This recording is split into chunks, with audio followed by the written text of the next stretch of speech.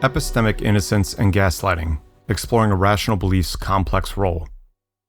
Welcome to Information for Life, Insights and Ideas to Navigate Your World, the podcast where we explore fascinating ideas and concepts to help you understand the complexities of our world. I'm your host, Daniel Boyd.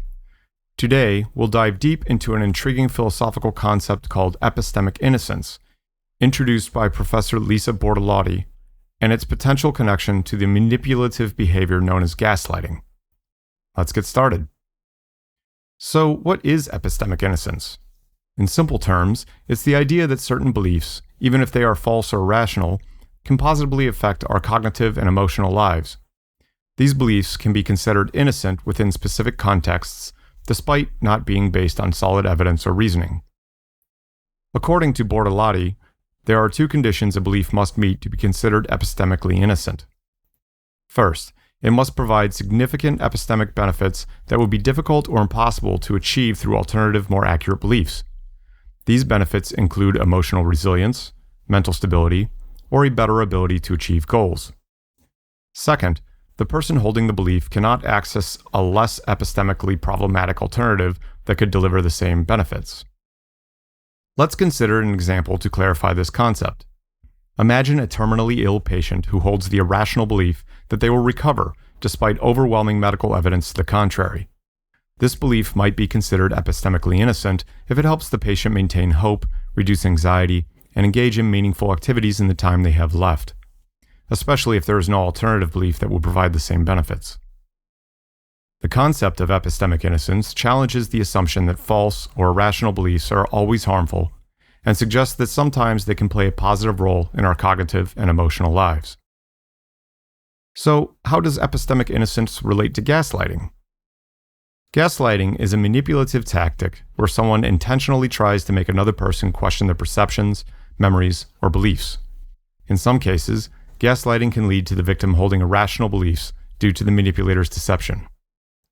Despite being irrational, these beliefs might be considered epistemically innocent if they provide a psychological benefit to the victim, such as helping them cope with the situation.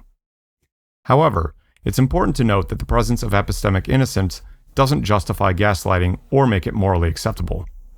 Gaslighting is inherently harmful, as it seeks to undermine an individual's confidence in their perceptions and understanding.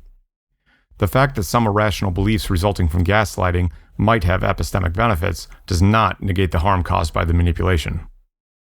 In summary, epistemic innocence could be related to gaslighting in cases where the victim's irrational beliefs provide some form of psychological benefit.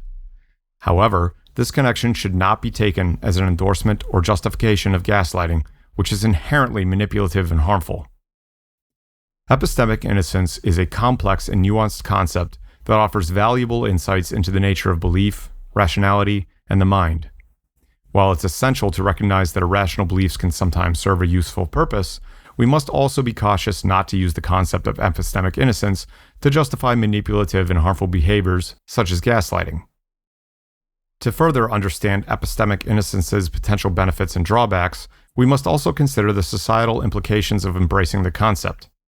On the one hand, acknowledging that some irrational beliefs can have positive effects may lead to a more empathetic and understanding society where we respect people's coping mechanisms under challenging situations. On the other hand, a widespread acceptance of epistemic innocence might make it easier for manipulative individuals to exploit the concept, justifying their harmful actions under the guise of providing supposed benefits. So, how can we navigate the delicate balance between recognizing the potential benefits of epistemic innocence while also being vigilant against the possible misuse of the concept? One approach could be promoting critical thinking and emotional resilience, empowering individuals to discern the difference between genuinely helpful, irrational beliefs and those that are merely manipulative. Another approach is cultivating a culture of open communication and support, where people feel comfortable discussing their beliefs and reasons. By fostering an environment that encourages introspection and dialogue, we can help individuals better understand their thought processes and identify potential instances of manipulation or self-deceit. Ultimately, epistemic innocence offers a fascinating and valuable perspective on the nature of belief and the human mind. By considering irrational beliefs' potential benefits and drawbacks, we can develop a more nuanced understanding of the complexities of human cognition and emotion. However, we must remain vigilant against the misuse of this concept and prioritize the cultivation of critical thinking, emotional resilience, and open communication. That wraps up our exploration of epistemic innocence and its potential connection to gaslighting. Thank you for joining us on Information for Life, Insights and Ideas to Navigate Your World. We hope you found today's discussion thought-provoking and enlightening. As always, we encourage you to explore further, ask questions, and engage in open conversations about these complex and fascinating topics. Join us next time as we delve into another intriguing subject.